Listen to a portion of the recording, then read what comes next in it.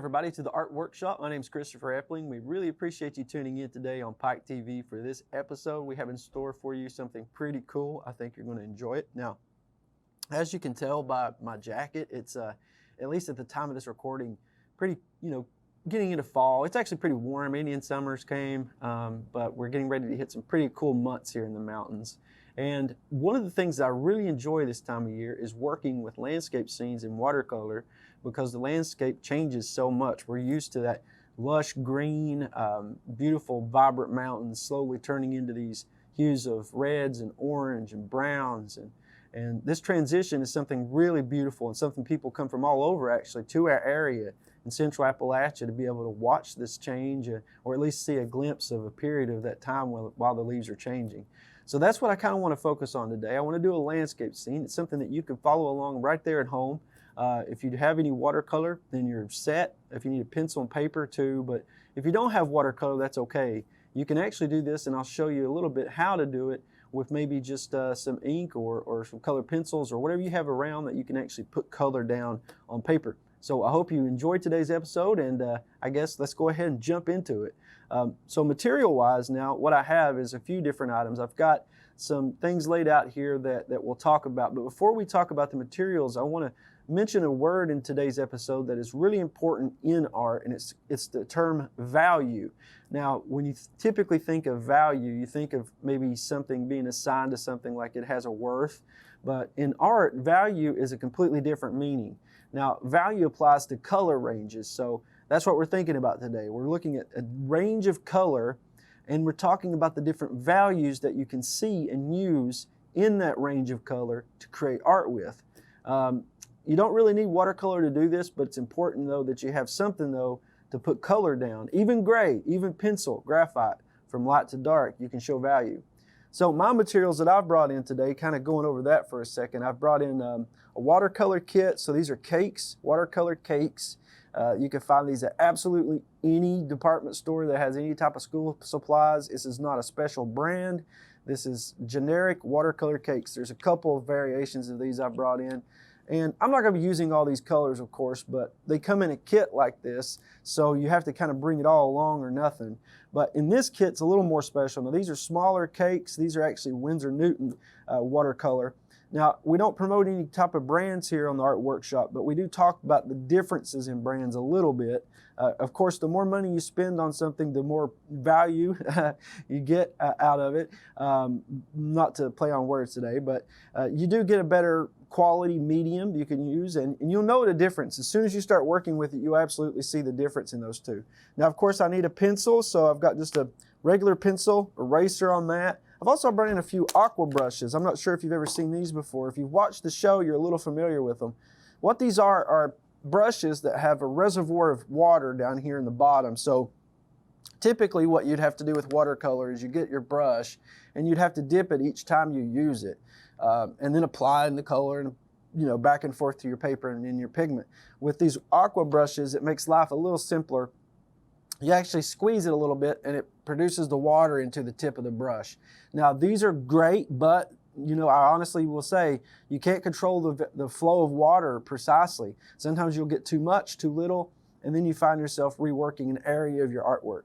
So we've got those to our disposal today if we need them. I've just brought in a generic brush as well. This is a number 3 round sable tip brush. This is probably what I'm going to use primarily though to show you the differences in value and create our art with today. I've got an eraser. I use a kneaded eraser. It's just like Play-Doh, but it's an eraser. You don't necessarily have to have that. You're going to see me use a little bit of this white ink later on. Now again, you don't need all these materials to follow along, but just to go over what we're using. This white ink will be the last step to add a little bit of snowflakes in there. And then of course I've got my handy pencil sharpener and an ink pen for the details. So let's go ahead and jump into today's exercise. So what I want you to do is get your paper ready. I want you to position it kind of how I have mine here, so it's more long than it is tall, because our landscape's going to go in a very, very, very cool horizontal kind of flow. All right, we're looking at the ranges of mountaintops as it comes in closer to you, the viewer. Now imagine yourself standing on an overlook, maybe in the breaks or somewhere nearby at one of the state parks here in Kentucky. And imagine that you're looking off into the distance and you're going to see these rows of mountains. So starting on the right-hand side of your page, go ahead and make this line going over and across towards the middle of your page. You're going to stop though before going all the way to the edge. So you should have this flowing line, not a straight line, one that kind of resembles the peaks of mountains. I may add one more back in the background here. Now I know everyone has seen this kind of, real typical view from an overlook where you see these rolling mountains. Now you have to remember though, with art, we're playing around with a few things here to try to give the impression that we're looking at something realistic, okay? And we're playing around with lines on a page and we're playing around with color. So go ahead now on the right-hand side and make these jagged lines. So as we play around with these elements, what we want to remember is the closer that we get to you, the viewer. So if I'm standing here looking at out across this overlook, the closer that I get to myself in terms of what's in my elements of my drawing, the more detail I'm going to be able to see. So everything close up to you here in the foreground will be much clearer. So we have to remember that. So our first line was kind of flowing. This one's a little more jagged. We're starting to see peaks of trees. We're starting to see different types of things that we couldn't see, or can't see, further on back. Now, as we take this across the page, notice that I've went a little further than this line, so take it a little further.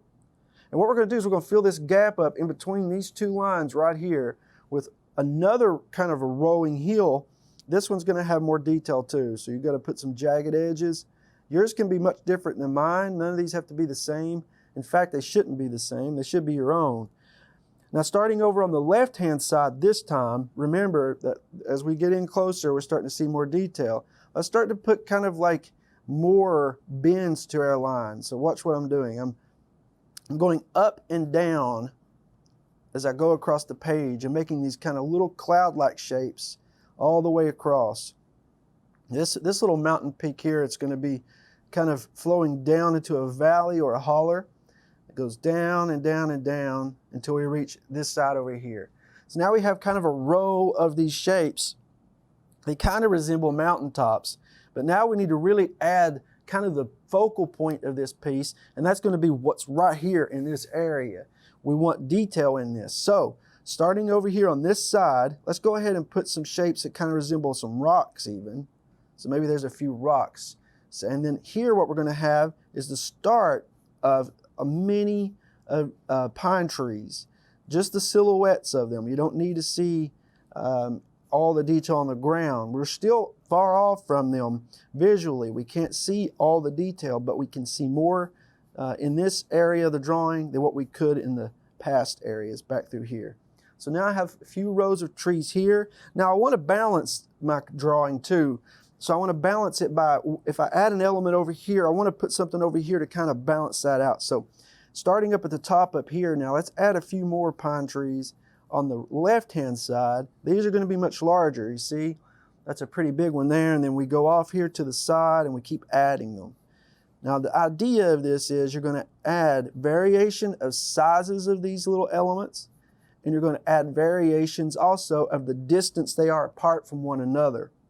When you start to do this with a drawing, you add what kind of feels like a realism to it. It's not realistic. This doesn't look like a photograph of anything that you would take if you're standing on an overlook. It's not realism, but it gives the impression.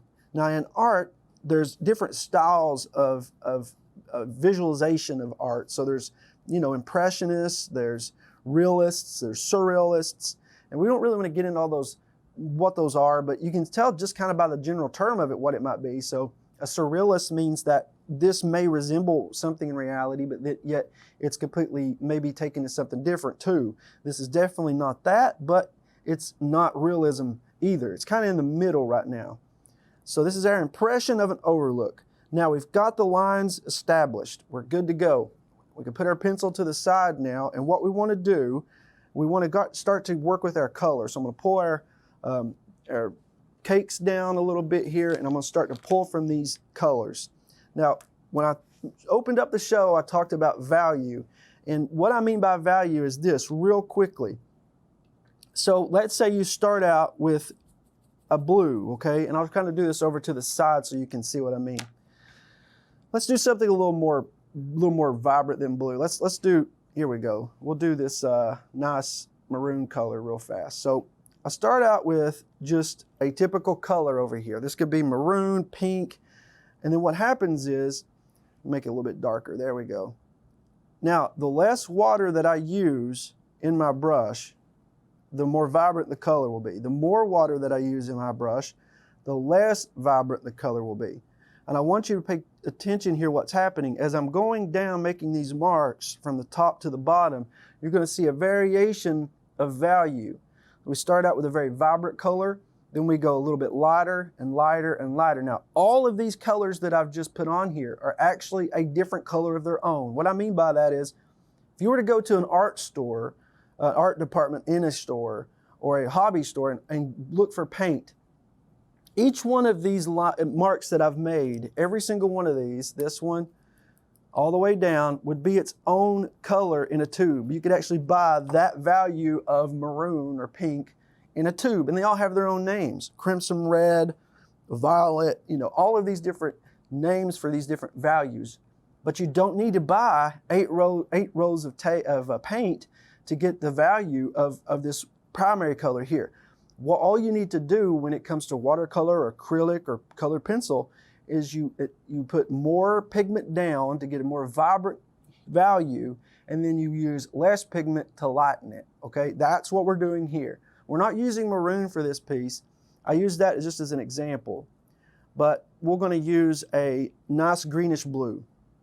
Now I'm gonna get that maroon out of my brush, so I'm gonna get it in the water here, and I'm gonna kind of tap this portion of the page over here to see if it's actually gone, and it looks like my brush is clean. So now I'm going to jump up here and start to use the color. Now I'm going to start out very light color here. Let's see, which one should we use? Let's jump in here and use this blue. So we got like a haze of blue. It's a early morning in the mountains, and let's say that the fog is lifting slowly. Now as you look out across this overlook, you're going to notice that the color, and this happens in real life too, if you're standing in an overlook and looking out, the color as it goes further away from you is going to get lighter and lighter.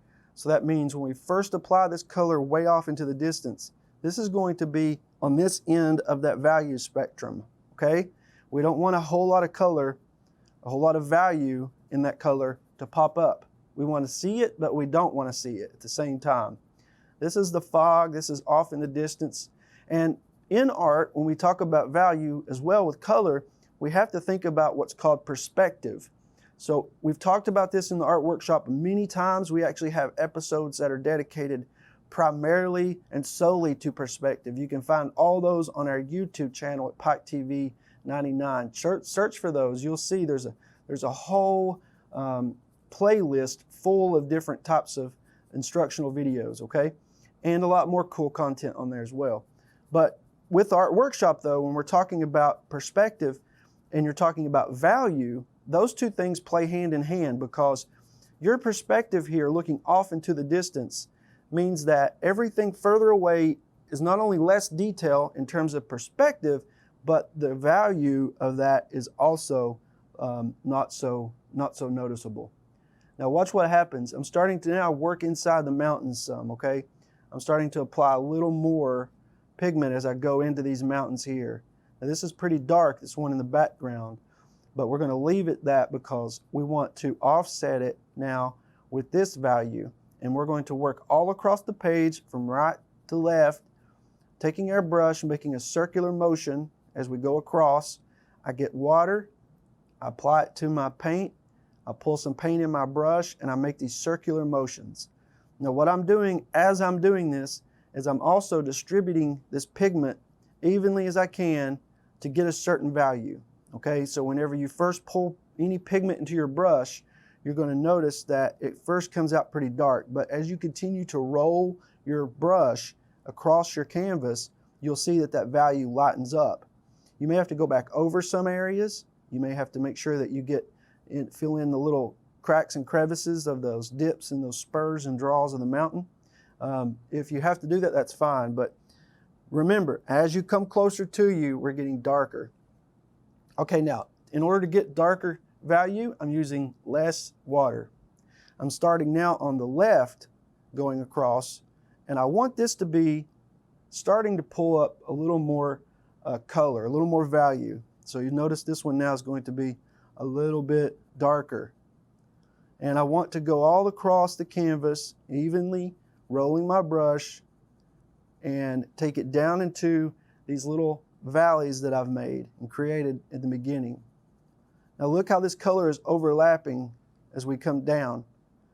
So we have this value behind it, and we have this value we're establishing now, and now we're rolling automatically into this row of mountains. And when we do that, we're going to continue first with sort of close to that original value we started with, but as we start to move further across to the right, you're going to use more pigment, okay? Watercolor is such a fun medium.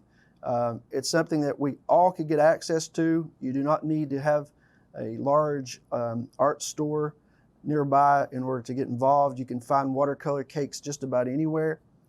And I talked a little bit at the beginning about a couple of different options for brands or maybe how much money you're willing to put into it. And with watercolor, honestly, you don't really have to spend a lot of money to get a quality product. If you could just find cakes made, Crayola, anything like that will work if you know how to use water correctly with your pigment. And that's what we're trying to talk about today. We're trying to talk a little bit about how to use water in conjunction with your pigment to get a value or different values. You notice what's happening now as I'm going across the page, I'm starting to use less water and I'm starting to use more pigment, because as we get closer, we're going to see this darken up a lot. All the way across here. Now you notice also that I'm not trying to put a lot of detail in here. I'm not trying to add individual little rows of treetops. And the reason for that is this piece is more a play on color than it is, detail. So watercolor is perfect for those types of projects. If you want to show something like a impressionist would, so you give the impression of something being there, but not a lot of detail, watercolor is perfect for that. Now, I really want to make sure as I start this row that I want to get a lot of pigment in my brush. So I may have to go over this section twice even, and that's typical with watercolor. You don't necessarily have to have watercolor paper, but you will have to have a thicker paper than, like, let's say standard copying paper, like you would use in a copy machine. But you'll notice though that in some areas, in order to get that water distributed evenly with the just right amount of pigment you want, you will have to go back over it. And so this section here that I'm working on, I can already tell we're going to have to go over this one a second time. And then the one closest to us here, we definitely will have to work on that one more. That's where we pull in even the blacks, and we pull in some of the whites, and we pull in some of these other colors that we have. It's real important too, when you go across the tips of the different ridges that you've established, you want to make sure that when you're getting closer to the foreground, that you use a lot of pigment in those tops of those peaks, because those are the areas where you'll be breaking up the color most noticeably, right? So this is where the color touches a previous color. And so you make sure that you want to really get a nice value up there around the ridges. All right, so we're continuing across here. Make sure that we get all this nice and evenly distributed.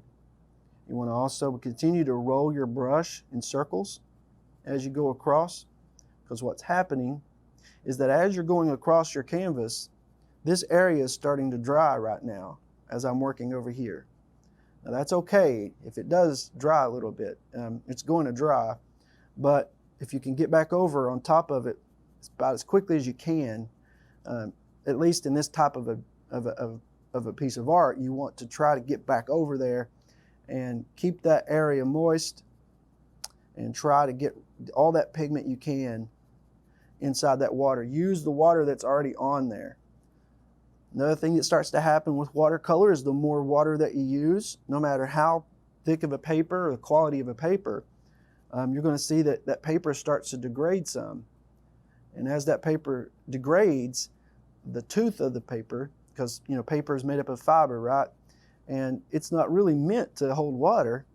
So as you go across and rework an area again and again, that fiber will start to break. As it breaks, your paper will start to disintegrate. So it's another incentive for you to move somewhat fast. Now we can see now, based on what I've done, we have a nice range of value coming up here to this clear white in the foreground. Some areas need a little more adjustment, like for instance, going over this area again, as I mentioned earlier, will help that. So I'm now going to go over this area one more time, but I'm going to do something that's very intentional here. I'm going to start at the bottom and go up towards the ridge lines this time. Because when I first started, if you remember, we went from the top down. And that water is drying, you know, in the sequence that you've applied it. So that means that the top is probably going to be a little more dry than the bottom. So we want to take advantage of that water that's still there. The paper's still moist. And we want to be sure and add that pigment while we can. All right, down in these little crevices in between the trees. Be sure and leave the area that you have closest to you white for now. Down here, going up towards the top, circular motions with my brush. You'll start to see now that this value really starts to pop out more. Now I chose blue because sometimes blue, or at least variations of blue, is used to kind of show coldness. It's also, you know, a real popular color for winter themes, blues and light blues. So that was why I chose blue for this project. Being that it is fall right now in the mountains and we are getting ready to go into the colder periods of the year. So I think that's good for our value on this next to last row of trees. Now we really got to focus on what's important, and that's what's up here in the foreground.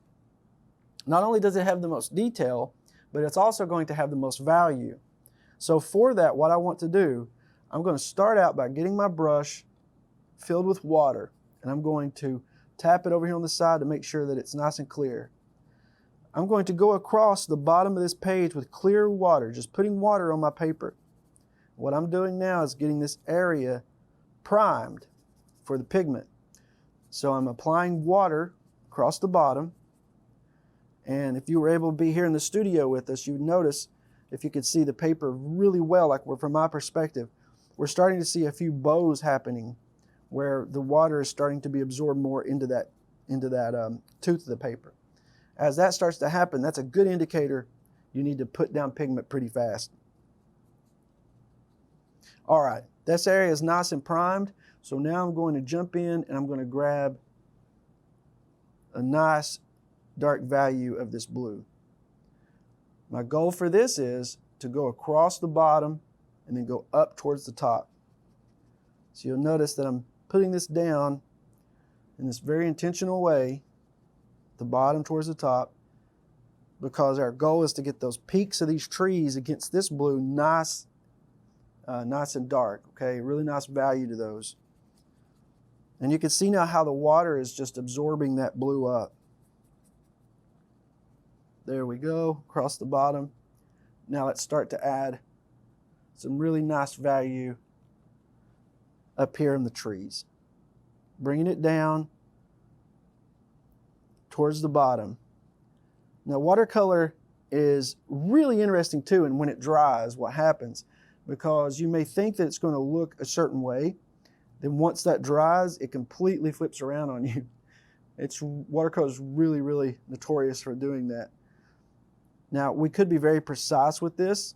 We could go in and draw, you know, or paint over every little kind of different limb of the tree sticking out. But what happens is with our pencil lines, as we lay this pigment down and it dries, you'll start to see the pencil lines come back through the water and the pigment. When that happens, you have definition. You'll see the definition in the trees. So don't get overwhelmed when you start to put water down at first if it looks like you're covering over a lot of your work.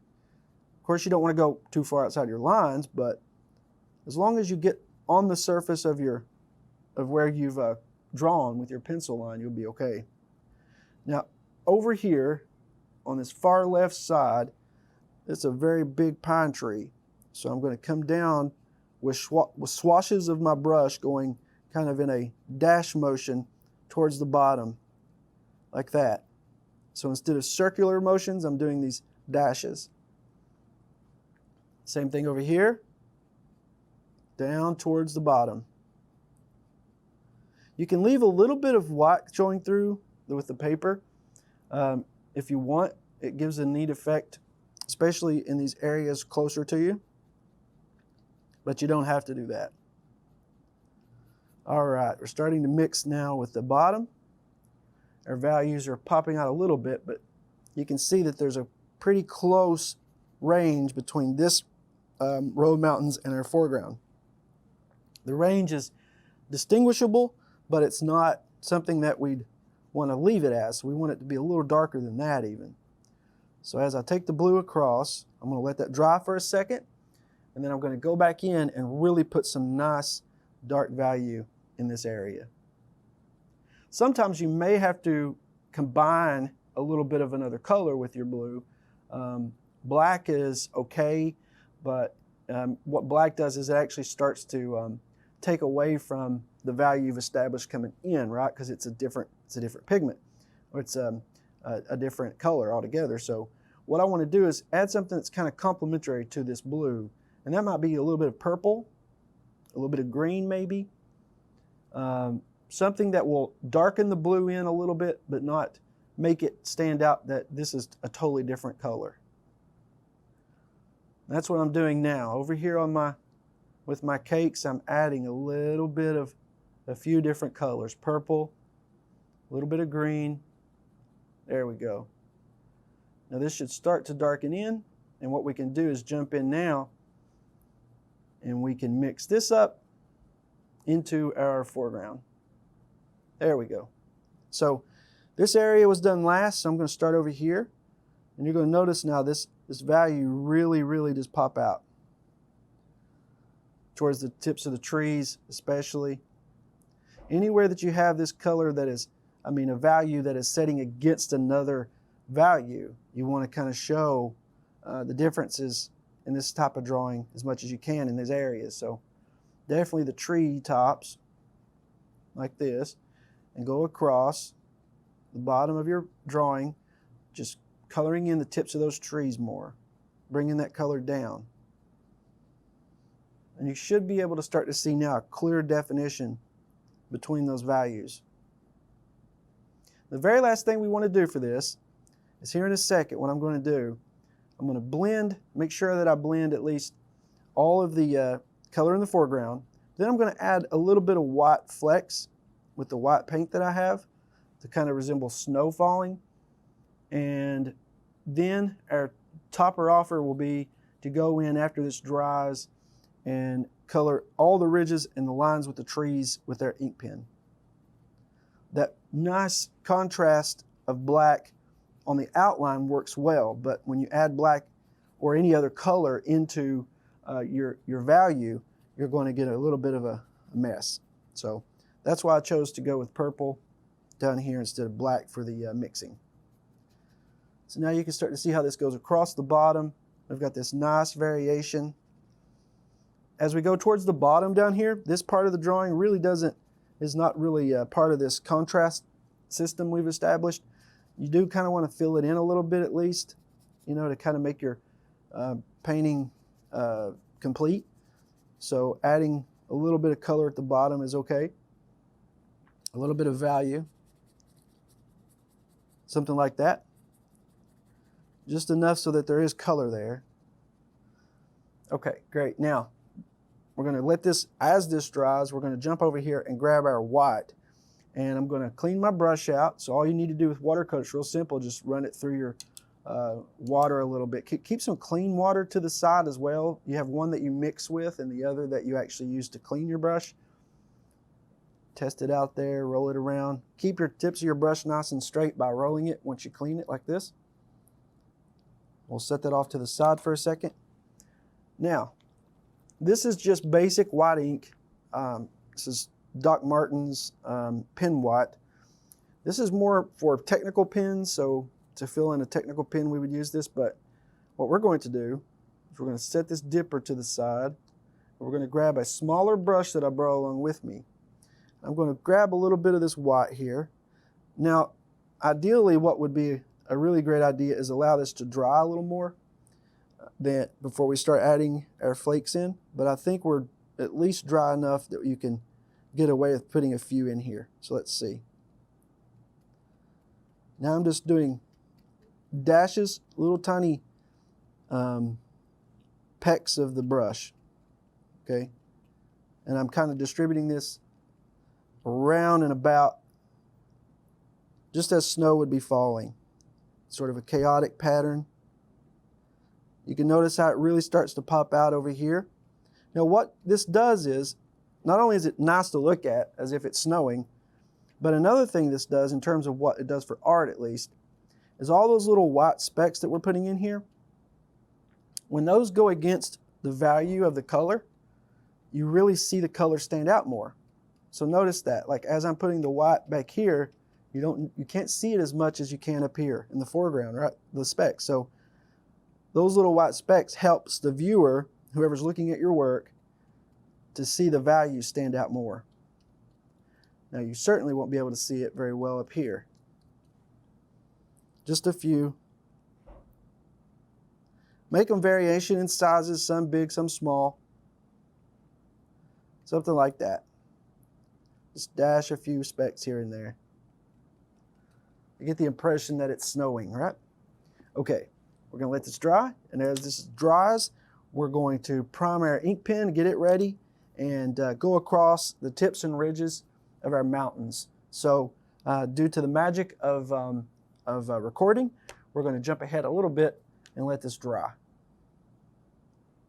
Okay, so the canvas has dried fairly well now. Still wet in certain areas, so that's something we want to kind of be cautious of. But I think we're at the point where we can start to put a little bit of ink. So I've got this ink brush pen, and what I'm going to do is go down the sides of the trees, coming down towards the bottom. You're going to see this really darken in now. Now, when you do this, if you have an ink pen at home, it'll work just fine. You can go towards the top of the trees and just pull that ink down towards the bottom. But as you do this, you're going to be covering over some of your snowflakes. And you may have to go back over with some white specks again and add a few here and there. But you should be able to see kind of how this works though. The darker that hue is towards the foreground, the more realistic it seems as though we're standing here looking off into some sort of a winter scene. Now you could do this. I've seen some folks actually create Christmas cards like this. So what they'll do is they'll get some watercolor paper and they'll do a little scene like this. They'll take it to their local copying store and print off some Christmas cards to send out. I'm not really sure on the cost of that, but I have seen it done. Something you may want to think about. And it's real personal too, to create something and send it to your friends and family, especially if you have a child at home who maybe would like to do something like this, and then they send that out as a card for that year. But the contrast of the black against that blue really stands out. Now, I don't want to go really on tops of these ridges with this black because you can kind of see how this fading off helps to establish the value. It really gives the impression that we're looking off into the distance. And the reason that I have the tape on here is hopefully when I pull this tape off, you're going to be able to see, even though this is not very predominant, the color up here right now, when this tape is pulled, you should be able to see that there is color there. So let's try and see what happens here. I'm going to pull some of this tape off. I used a lot of tape to establish the boundaries, so hopefully this comes off fairly easy. All right, here we go. Let's see what happens. So far, so good. There we go. So now you can see that that is definitely a color at the top. We couldn't see it as well before, but now it's pretty predominant. We can see that that is a blue, a light blue at least, especially against the white of the paper, right? So there we go. And as you can see, if we were to take this and make photocopies of it and have your local print shop to create these on cards that folded, could open this up. It'd be a very nice Christmas card for your family for the holidays.